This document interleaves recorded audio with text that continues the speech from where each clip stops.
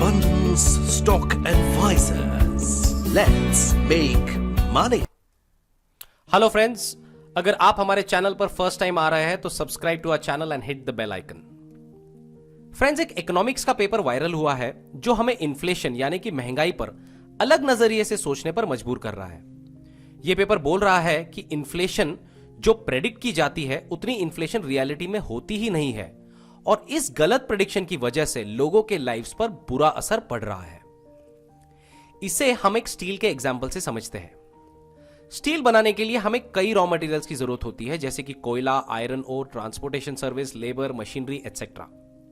अगर इस साल स्टील की प्राइस बढ़ी है तो अज्यूम यह किया जाता है कि कोयले का दाम भी बढ़ा होगा। कोयले का दाम इसलिए बढ़ा होगा क्योंकि कोल माइन के ऑक्शन का प्राइस बढ़ा होगा, ऐसा अजम्पशन किया जाता है। लेबर्स ने भी ज्यादा सैलरी डिमांड की होगी, मशीनरी की प्राइस भी बढ़ी होगी और मिला जुला कर स्टील की प्राइस इनडायरेक्टली बढ़ गई होगी। ये सारे अजम्पशंस यहां पर किए जाते हैं। अब ये जो स्टील बढ़ा है इसका इंपैक्ट पूरे इकोनॉमी पर हुआ होगा, ऐसा भी एक अजम्पशन किया जाता है। जैसे अब स्टील की प्राइस जो बढ़ी हुई है उसने इंफ्रास्ट्रक्चर पर प्रेशर डाला होगा, कंस्ट्रक्शन प्राइसेस बढ़े होंगे, इनडायरेक्टली रेंट्स के रेट्स भी बढ़े होंगे। अब जो रेंट्स बढ़ गए हैं तो दुकानदारों ने इसे कॉम्पेंसेट करने के लिए अपने प्रोडक्ट्स की प्राइसेस बढ़ा दी होगी। आखिर में आपके और मेरे जैसे एक कंज्यूमर को एक प्रोडक्ट पहले से महंगे में खरीदना पड़ता है क्योंकि ओवरऑल महंगाई बढ़ गई है।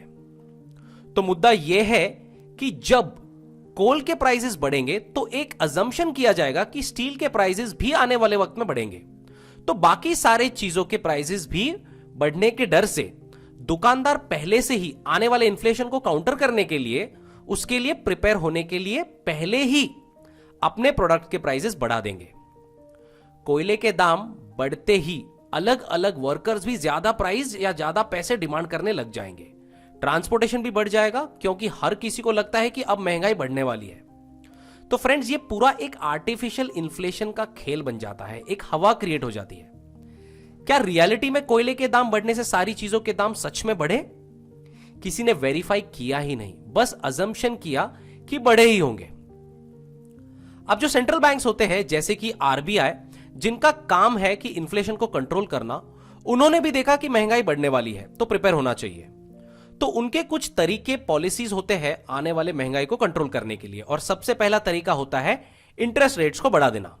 जब इंटरेस्ट रेट्स बढ़ जाते हैं तो लोग कम स्पेंड करते हैं, सेविंग्स बढ़ जाती है। कम खर्च करने की वजह से डिमांड कम हो जाती है और महंगाई कम होने लगती है। बट फ्रेंड्स, सेंट्रल बैंक्स ने भी अज्यूम किया कि महंगाई बढ़ रही है या बढ़ने वाली है।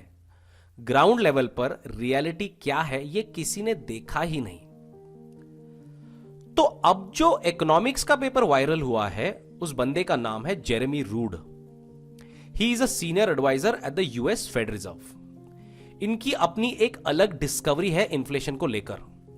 इन्होंने अपने पेपर में कहा है कि फ्यूचर इन्फ्लेशन का जो ये सब लोग प्रेडिक्शन लगा रहे हैं कुछ अजम्पशंस के आधार पर, और जिसके लिए ये सारे लोग प्रिपेयर्ड रहना चाहते हैं, ये इन्फ्लेशन का प्रेडिक्शन गलत है। रियलिटी में इन्फ्लेशन उतनी होती ही नहीं है जितनी की प्रेडिक्ट की जाती है, और अगर इस गलत प्रेडिक्शन के बेस पर गवर्नमेंट के पॉलिसीज बनने लग गए तो फ्रेंड्स ये एक ब्लंडर होगा, ऐसा ये बंदे बोल रहे हैं। इनफैक्ट ब्लंडर हो रहा है क्योंकि गलत पिक्चर पोर्ट्रे किया जा रहा है। ये अपने पेपर में बोल रहे हैं कि फ्यूचर की महंगाई का जो प्रेडिक्शन है उसकी तुलना में रियल महंगाई बहुत ही कम होती है। उनका कहना है कि प्राइसेस उतनी ज्यादा नहीं बढ़ रही थी जितनी कि सेंट्रल बैंक्स और बिजनेसेस प्रेडिक्ट कर रहे थे।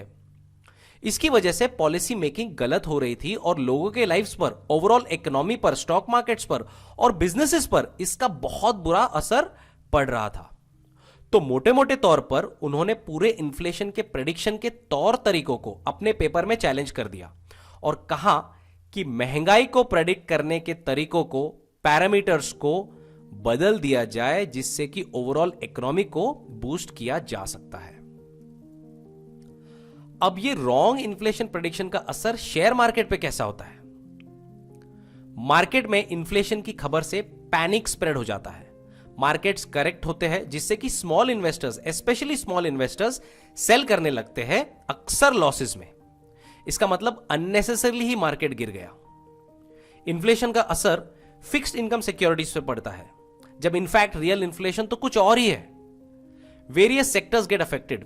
एग्जाम्पल से रियल एस्टेट सेक्टर को अपने प्रॉपर्टीज लोअर प्राइसेस में बेचने पड़ते हैं। अपना पैसा ब्लॉक हुआ है उसे निकालने के लिए लोन्स महंगे हो जाते हैं। इससे इनके मार्जिन्स पर इफेक्ट होता है और इससे रियल एस्टेट स्टॉक्स को भी बहुत नुकसान पहुंचता है। और इसका क्या कारण है friends? Just because inflation numbers को रॉन्गली पोर्ट्रे किया गया था। इन्फ्लेशन का असर बॉन्ड प्राइसेस पर होता है, जहां कंपनीज प्रॉमिस रेट्स नहीं दे पाते हैं। इन्वेस्टर्स का फ्रेंड्स यहां भी लॉस होता है। तो इन शॉर्ट वायरल इकोनॉमिक्स का पेपर यह कहना चाह रहा है कि इन रियलिटी महंगाई उतनी है ही नहीं जितनी की प्रेडिक्ट की जा रही है, लेकिन बिकॉज एक हवा क्रिएट हो रही है और इसका एक बहुत बुरा असर सब जगह देखने मिल रहा है। तो जब भी आप कोई डिसीजन लेंगे जहां आप इन्फ्लेशन को कंसिडर कर रहे हैं, तो फ्रेंड्स इस वायरल इकोनॉमिक्स के पेपर को जरूर याद रखें। सच्चाई कुछ और ही है, सच वो नहीं है जो सुनाई और दिखाई दे रहा है। So be well informed. You have a great day friends. Thank you and जय हिंद।